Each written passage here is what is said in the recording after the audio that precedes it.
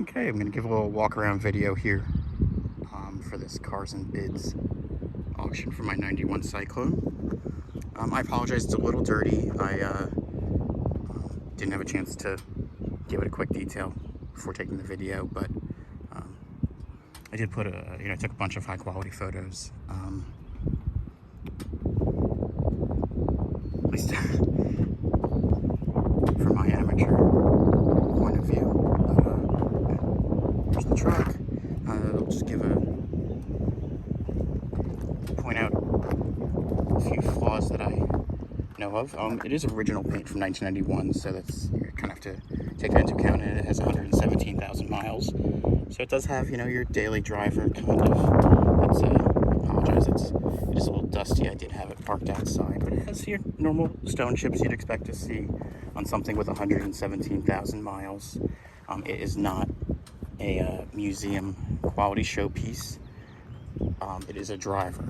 I don't want anyone to misunderstand and think that this is a time capsule, low mile museum piece. It is a solid 10-footer, probably even a solid 5-footer.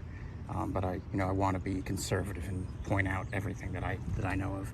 This is probably the most major body damage. You can see that there's a small ding with an accompanying scratch. I don't know what caused it, but obviously those were caused by the same thing.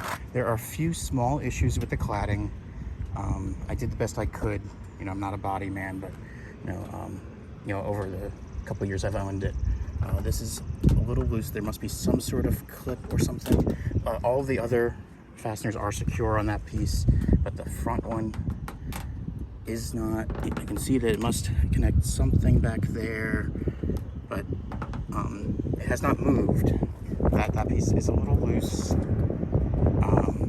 Anyone who knows these trucks knows the cladding really is the hardest, hardest thing to find or replace. This one has a slightly bigger gap. It is rigidly mounted. It does have a slightly bigger gap than others. I don't know if that's normal or not. It's the piece that goes, along the rocker and up the back of the cab. This rear piece has been replaced. When I bought the truck, both rear corners were damaged. I installed this one because the piece that was there was actually broken. It had a piece missing, so I put this one on. It doesn't quite match. You can see it's like the raw plastic, and it doesn't match the others, but it is much better than what was on there. This one on this side is cracked. I'll include pictures. I bought a replacement set from Sport Machines, who are kind of the authority on the Cyclones and Typhoons. My plan was to get them both professionally finished and installed, but I'm going to include that piece is replaced. Like I said, I'm not a body man, but I did best I could. Clearly that should be behind the roll pan piece. It does need a professional should after got both refinished and installed. The cladding will more or less be 100% aside from that issue on the front right. Like I said, as far as I know, there has never been any paint work. This does all seem to be original paint. There is damage along the top, the top of the tailgate. A previous owner, not the person I bought it from, but one of the previous owners clearly used it as a truck. I installed the tonneau cover just to kind of clean it up a bit, but you can see that there was some sort of rack or something mounted, and if you look at the bed, it was used as a pickup, which I liked when I bought it. I was not looking for something just to sit in the garage. I don't abuse it, but I've used it for Home Depot runs and moving things around, and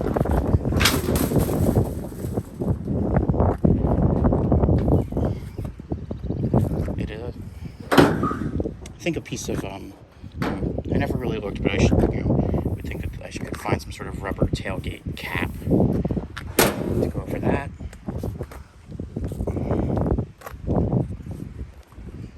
There's a little bit of, weathering.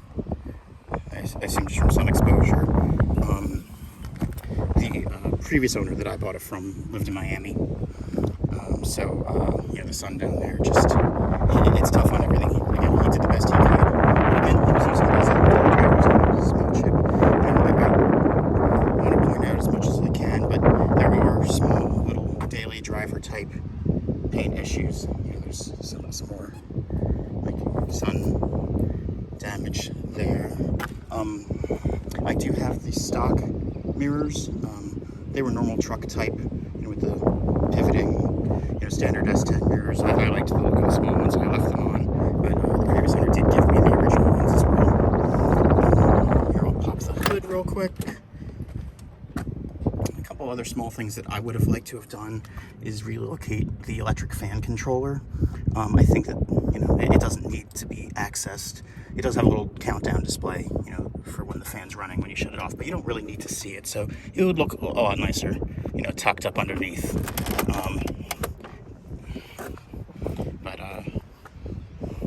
Other than being ugly, there's not really any downside.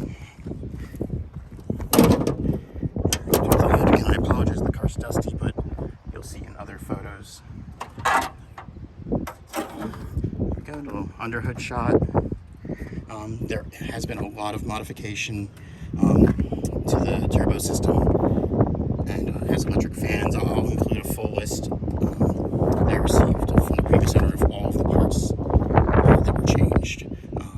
The big ones I know are that it has an aftermarket turbocharger and an air-to-air intercooler that completely eliminates the water-to-air intercooler that would be there. So now the turbocharger feeds to the air-to-air intercooler. It's mounted where the heat exchanger would be for the water-to-air system,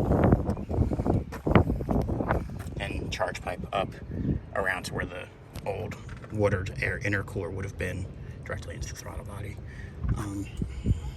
Nothing internal has been changed with the motor or transmission. It does have an aftermarket torque converter, but I believe that the transmission is untouched. Performs great. Doesn't slip or flare.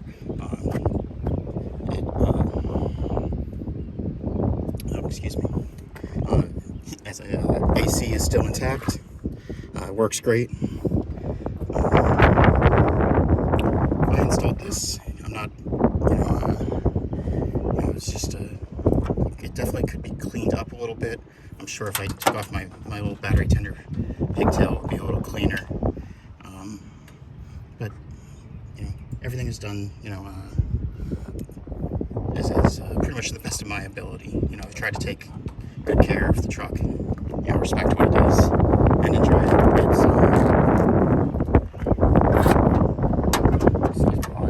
Close the hood. I apologize, it's dusty, but I will be sure to include plenty of pictures with it nice and freshly detailed. No real interior issues. There is a slight rattle in the door. I don't know, I haven't looked into it, but it is a 1991 GMC. You gotta kind of keep your expectations where they are. And here, I never like to start the AC on, but here. Starts right up. I've never had any running issues. The original radio does work, although it is just a basic AM/FM cassette. There really aren't any interior issues to speak of, other than a slight rattle in the door, and one of the aftermarket gauges, the trans temp gauge, hasn't worked. As long as I know. I never looked into it because I'm not racing. I can see on the drag strip, you might want to monitor, your trans temp pass after pass, but that's not how I use the car. The boost gauge and a wideband is tuned with a chip. I'll put the exact the manufacturer and the type of chip in the description. I have the whole list of modifications, and I don't want to mention something incorrectly, but it's clean. No undue wear on upholstery. A little bit of sun fading on some of the interior plastics, and the dash cap does have a crack on the passenger side by the speaker. That really is the worst damage that I've seen in the interior. Other than the things I pointed out, I realize I'm kind of just pointing out the flaws, but and not the the better areas of the car, but I want to make sure that I'm sure to, I want anyone bidding on this to have a clear picture of what the truck is, what they're buying. Never had any overheating issues. The electric fans are great. I'm gonna end this video and we'll do a short drive video.